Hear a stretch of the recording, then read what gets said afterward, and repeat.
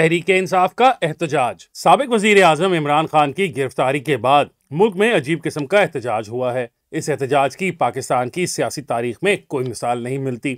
सियासी जमातों के एहतजाज की एक तारीख है, लेकिन तहरीक इंसाफ ने एक नई तारीख रकम की है। सियासी जमातों और जंगजू तंजीमों के एहतजाज में फ़र्क रहा है, लेकिन तहरीक इंसाफ ने यह फ़र्क ख़त्म कर दिया है। सियासी जमातें अवामी हमायत से अपने एहतजाज में वजन पैदा करती हैं, जबकि हथियारबंद तंजीमें घेराव जलाओ और कत्लो गारत से अपने एहतजाज में वजन पैदा करती हैं। सियासी जमातों की कॉल पर हड़ताल होती रही है, लेकिन सियासी जमातों ने कभी डंडे के जोर पर दुकानें नहीं बंद कराईं। सियासी जमातें पहिया जाम हड़ताल की कॉल भी देती रही हैं, लेकिन इस पहिया जाम में कभी गाड़ियों को आग नहीं लगाई जाती। सियासी जमातें सड़कें ब्लॉक करती रही हैं, लेकिन सियासी जमातों ने कभी फौजी तंसीबात को निशाना नहीं बनाया है। सियासी जमातें पुलिस से मुठभेड़ करती रही हैं, लेकिन सियासी जमातों ने कभी असला नहीं उठाया। सियासी जमातों के साथ अवाम ही इनकी ताकत रही है, जबकि अस्करी तंजीमें अपनी अस्करी ताकत को ही अपनी असल ताकत समझती रही हैं। इमरान खान की गिरफ्तारी पाकिस्तान में किसी भी सियासी रहनुमा की कोई पहली गिरफ्तारी नहीं है। इससे पहले भी सियासी रहनुमा गिरफ्तार होते रहे हैं। इन गिरफ्तारियों पर एहतजाज भी होते रहे, लेकिन कभी सियासी रहनुमाओं की गिरफ्तारी पर मुल्क की फौजी तंसीबात को निशाना नहीं बनाया गया।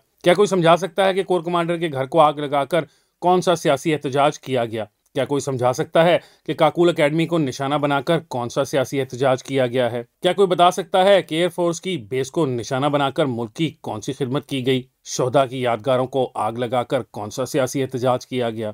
इसकी पाकिस्तान की सियासी तारीख में कौन सी मिसाल है? क्या तहरीक इंसाफ ने सियासी लड़ाई की बजाय पाक फौज से लड़ाई शुरू कर दी है? ये क्या सियासत है? मैं समझता हूं कि तहरीक इंसाफ ने इमरान खान की गिरफ्तारी से पहले फौजी तंसीबात को निशाना बनाने की एक मरबूत हिकमत अमली तरतीब दी। ये सब कोई अचानक नहीं हुआ, सब जगह पहले से तय थी। यह तय था कि हर शहर में फौजी तंसीबात को निशाना बनाना है, इसलिए ये सब एक सियासी हिकमत अमली के तहत किया गया है। फिर सवाल है कि गलती कहाँ हुई? क्या इमरान खान और उनके साथी मंसूबा साजों को अंदाजा नहीं था कि इसका नुकसान ज्यादा और फायदा कम होगा?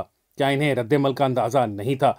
दरअसल तहरीक इंसाफ को यकीन था कि इमरान खान की गिरफ्तारी के बाद शदीद अवामी रद्द-ए-अमल होगा। अवाम बड़ी तादाद में बाहर निकलेंगे, हर शहर में हजारों लाखों लोग बाहर निकलेंगे। इमरान खान पाकिस्तान के तैयब बुर्दगान और आयतुल्ला खमीनी बन चुके हैं, इसलिए इतनी बड़ी तादाद में लोग बाहर निकलेंगे कि संभाले नहीं जाएंगे। इस तनाजुर में फौजी तंसीबात को निशाना बनाने का फैसला किया गया था। सोच ये थी कि जब लाहौर में लाखों लोग सड़कों पर होंगे तो इन्हें कंटोनमेंट की तरफ ले जाया जाएगा, कोर कमांडर का घर और दीगर दफातर निशाना बनाए जाएंगे और तासुर मिलेगा कि अवाम के जम्मे गफीर ने फौज को निशाना बनाया है। ये बयानिया बनाया जाएगा कि इतनी बड़ी तादाद में लोग बाहर निकल आए कि कोई संभाल ही नहीं सका।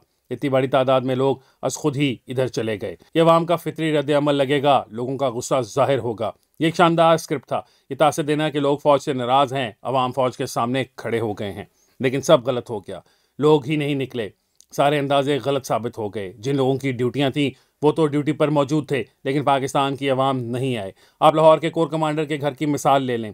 अगर सिर्फ 10-15 हज़ार लोग भी मौजूद होते तो क्या तासुर बनता, लेकिन चूंकि सिर्फ तहरीक इंसाफ के कारकुन मौजूद थे, जिनकी तादाद 100-200 से ज़्यादा नहीं थी, इसलिए जितनी भी वीडियोज़ आई हैं इनमें तहरीक इंसाफ के वो कारकुन नजर आते हैं जिनके पास टास्क मौजूद था, लेकिन अवाम की गैर मौजूदगी ने सारे मंसूबे को नाकाम कर दिया है। अब यह अवामी रद्द-ए-अमल नहीं बल्कि तहरीक इंसाफ की दहशतगर्दी बन गया है। पूरे मुल्क में जहां भी मुजाहरे हुए, कहीं भी अवाम की शिरकत मिसाली नहीं थी, कहीं भी लाखों लोग नहीं निकले। पेशावर में भी तादाद सैकड़ों में ही थी। रेडियो पाकिस्तान के दफ्तर को नजर आतिश करने वाले शरपसंद महदूद तादाद में थे। ऐसा नहीं था कि हजारों लोग रेडियो पाकिस्तान पेशावर के दफ्तर दाखिल हो गए। इसलिए ये तस्लीम करना पड़ेगा कि अवाम नहीं निकले, सिर्फ तहरीक इंसाफ के सियासी कारकुन और इनके रहनुमा निकले हैं, क्योंकि इनके सियासी मुस्तकबिल का सवाल था, इनकी मजबूरी थी। अवाम की कोई मजबूरी नहीं थी, इसलिए अवाम नहीं निकले।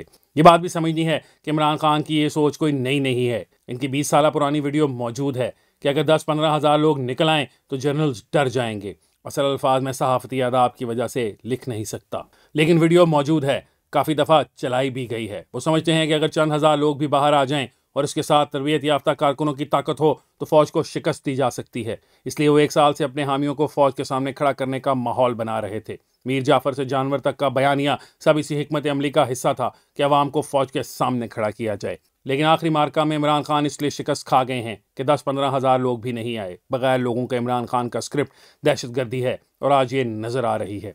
तहरीक इंसाफ का प्लान नाकाम हो गया है। पाकिस्तान में ये बहुत बहस है कि कमज़ोर डोमिसाइल की वजह से छोटे सूबों से ज़्यादा सख्ती होती है और पंजाब के लोगों के गुनाह माफ़ हो जाते हैं। इसलिए इस बार कोई रियायत नहीं होनी चाहिए। निज़ाम इंसाफ पर भी जिम्मेदारी है कि कोई रियायत ना दी जाए। मेरी राय में तो मिलिट्री कोर्ट में मुकदमा चलना चाहिए। अगर कोई कानून साजी की ज़रूरत है तो वो भी की जाए, क्योंकि इस मौके पर रियायत देने का मतलब तशद्दुद और घेराव जलाओ करने वालों को मजीद ताकतवर बनाना है।